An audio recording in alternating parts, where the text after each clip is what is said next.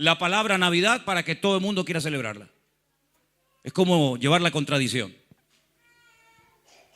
Dicen que a partir del siglo IV, 400 y pico después de Cristo, alguien decidió que la noche entre el 24 y el 25 de diciembre, que era una noche en la que se celebraba una fiesta muy, muy pagana con un trasfondo terrible, alguien decidió que a partir de ese momento se recordara de una forma especial el nacimiento de Jesús. Es decir, que durante más de 400 años los cristianos no celebraron entre el 24 y el 25 la fiesta de la Navidad. Cuando vamos a la Biblia encontramos que ni siquiera la palabra aparece. Ahora, lo que sí le cuenta la Biblia, y si ustedes han prestado atención a la lectura que Marcos nos traía esta noche, es que hace 2000 años, en un pequeño pueblo que existe y que se puede visitar hasta el día de hoy, que se llama Belén, Bet-Lehem, la casa del pan, nació un tal Yeshua HaMashiach, más conocido como Jesucristo.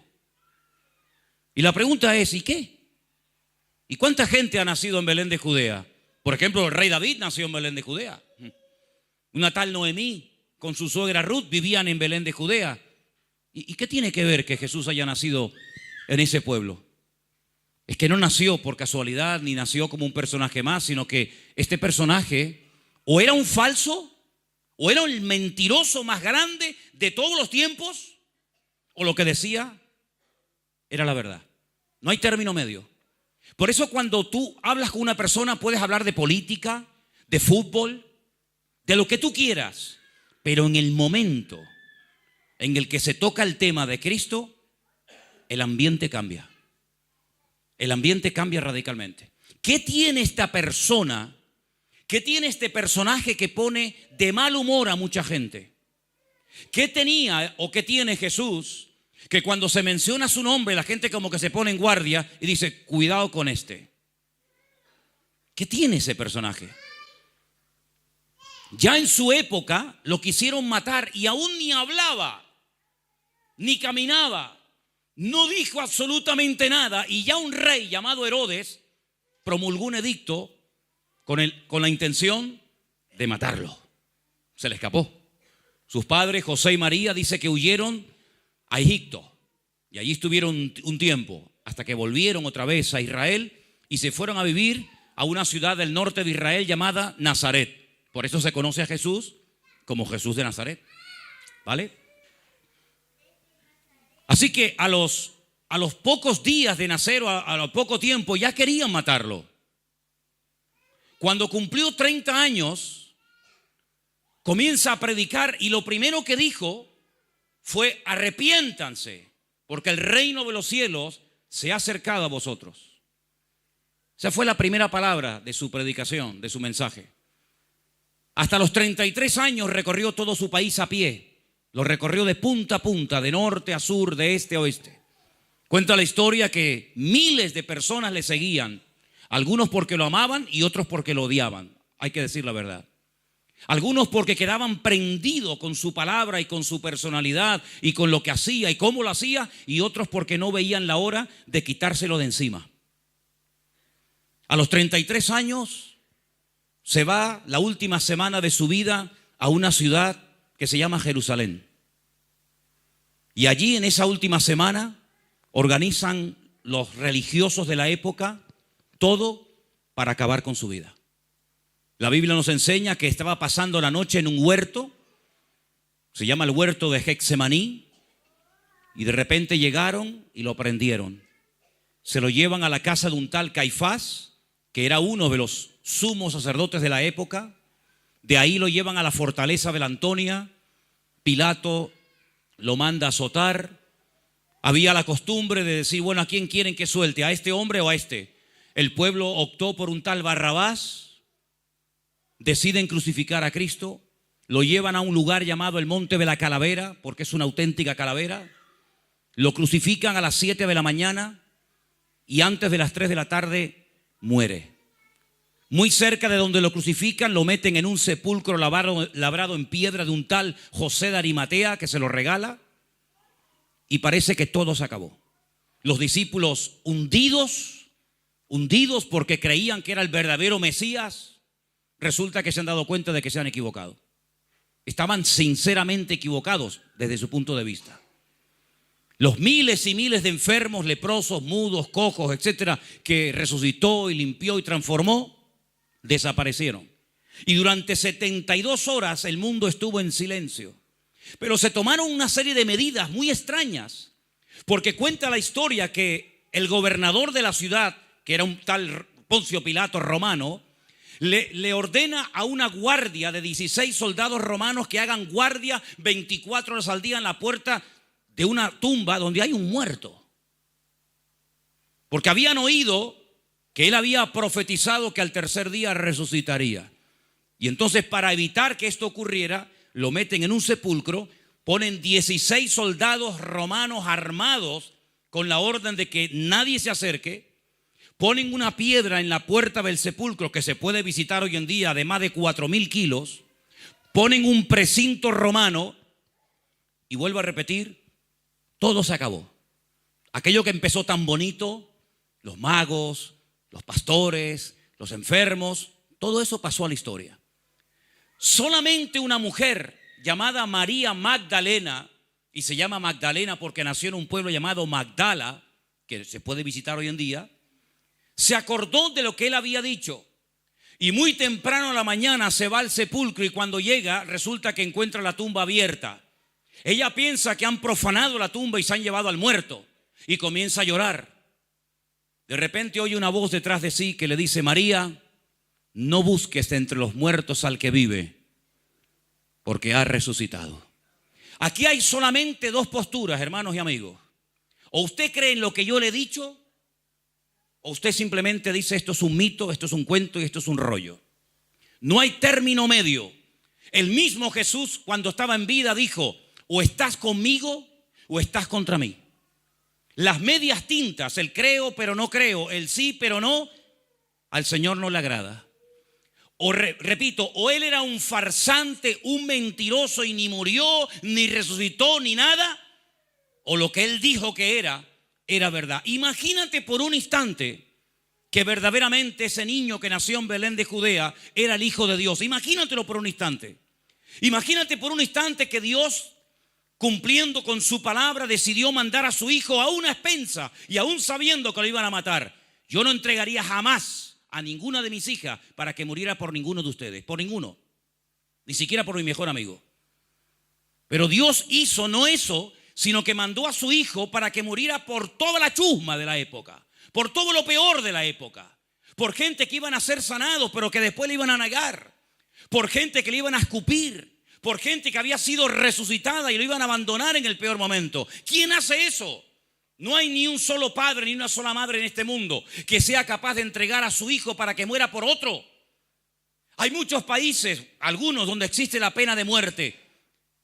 ¿Te imaginas que tú digas, bueno, voy a mandar a uno de mis hijos para que ocupe el lugar de ese criminal y de ese asesino, y en vez de morir él en la cámara de gas o en la silla eléctrica, que muera mi hijo y lo perdonen al asesino? ¿Quién haría eso? Nadie, jamás. Nadie haría eso. Pero hubo un personaje en la historia que hizo eso. Porque la pregunta es, ¿por qué murió Jesús? ¿Por qué murió? Si dice la Biblia que él nunca pecó. Si analiza su vida desde un punto de vista no religioso, simplemente objetivo, como una persona que simplemente quiere obtener información sobre el personaje y punto. Observa que era una persona buena, cariñosa, amable. Los niños se mataban por estar con él. Los enfermos recorrían centenares de kilómetros para recibir ayuda y la recibían. No fue una persona agresiva, violenta, una persona que tenía un montón de soldados cortando cabezas a diestra y a siniestra, obligando a la gente a que creyeran en él. Nada que ver, todo lo contrario. Incluso en una ocasión dice que quisieron hacerlo rey y él dijo, no, cogió y se mandó a mudar. ¿Por qué lo tuvieron que matar? Dice la Biblia que la paga del pecado es la muerte. Y todos nosotros somos pecadores. Todos somos pecadores. El que no engañó a su mujer, lo hará. El que no mintió, algún día mentirá. El que no robó, Tal vez hice otra cosa, pero no hay injusto ni a un solo uno delante de Dios. No hay nadie que pueda levantarse delante de Dios y decir, yo soy más bueno que Dios. Es más, si te atreves a hablar así, es que eres el ser más soberbio y orgulloso que pisa el planeta Tierra. La paga del pecado es la muerte, amigo. Y gente más buena que nosotros, y más sabia que nosotros, y más rica que nosotros, y más culta que nosotros, están ahora mismo muertos. No hay nadie que se pueda librar de esto, nadie. Los ricos se mueren, los pobres se mueren, los médicos se mueren, los arquitectos se mueren, todo el mundo se morirá. Pero dice la Biblia, porque Él lo enseñó, que cuando morimos, aunque algunos dicen que no hay nada, pero Él dijo que después de esta vida nos tendremos que presentar delante de Él a rendirle cuentas.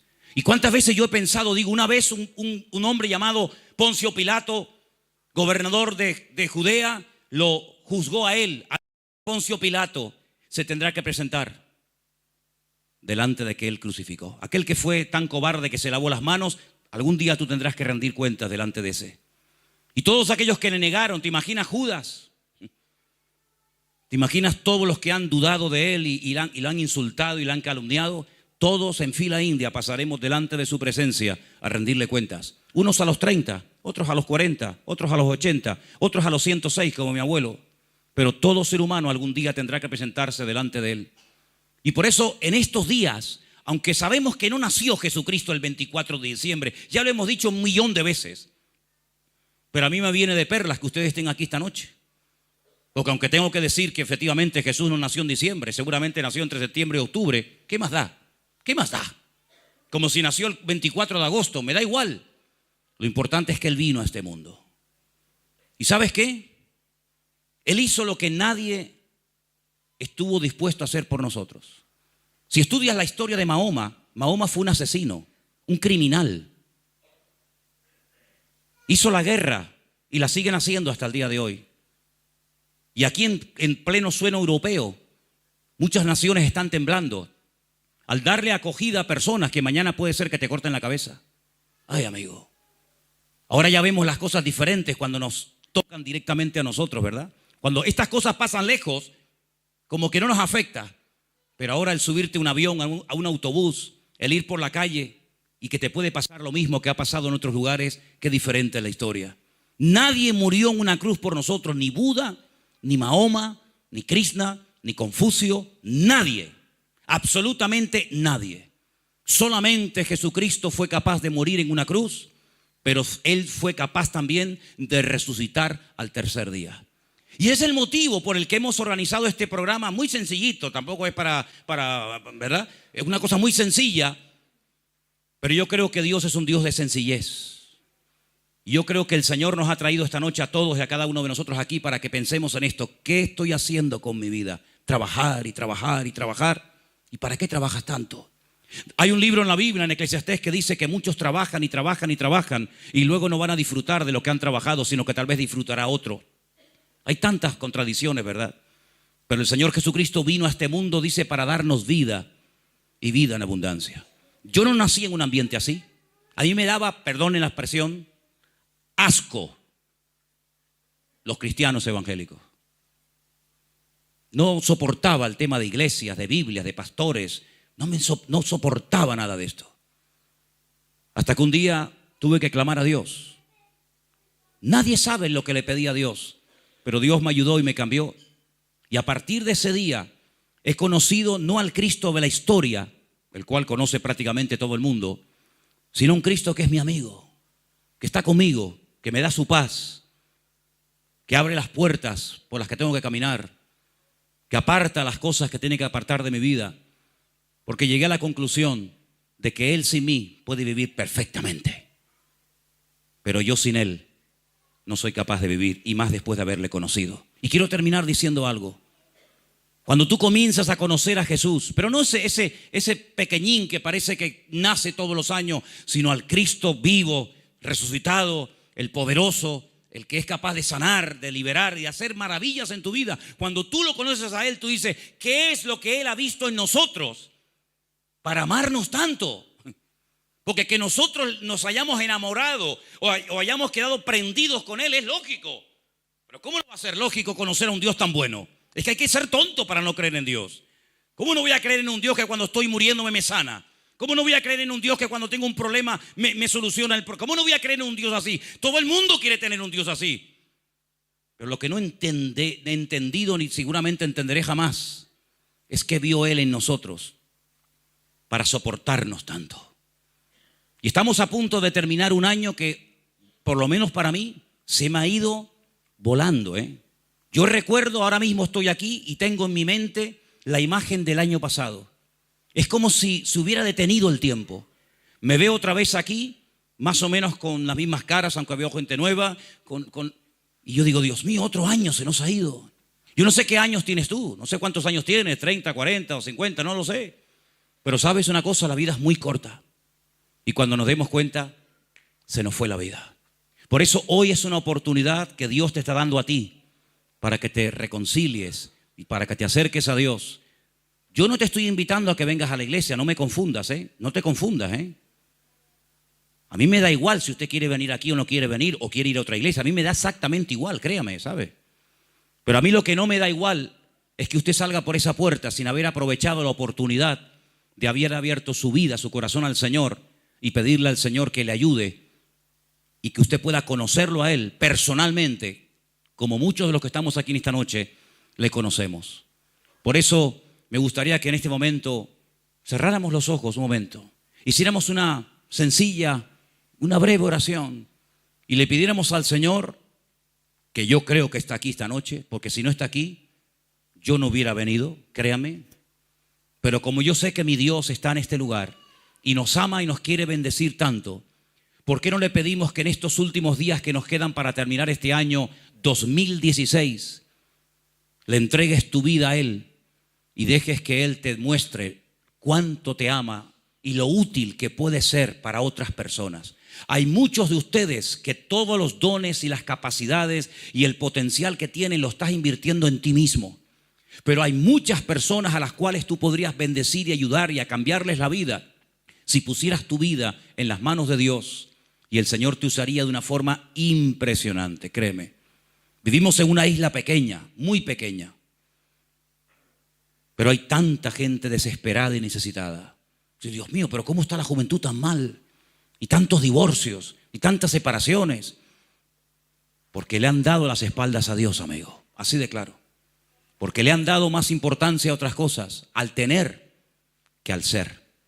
Y parece que si no tienes una buena casa, una buena ropa, un buen coche, y tenemos, parece como que la vida no tiene ningún sentido, ¿sabes? La vida no consiste en los bienes que el hombre tiene, sino consiste en tener una relación con Dios y en tener su presencia y su paz en su corazón. Oramos al Señor, ¿les parece? Señor, te damos muchas gracias por este tiempo que nos has permitido estar aquí esta noche. Te doy muchas gracias porque tú viniste a este mundo y naciste en Belén de Judea con un propósito: redimirnos, perdonarnos, estar con nosotros todos los días. Te doy gracias porque tú moriste en aquella cruz por mis pecados, ocupaste mi lugar, lo sé. Pero no solamente moriste, sino que resucitaste al tercer día y estás vivo y estás en medio de nosotros.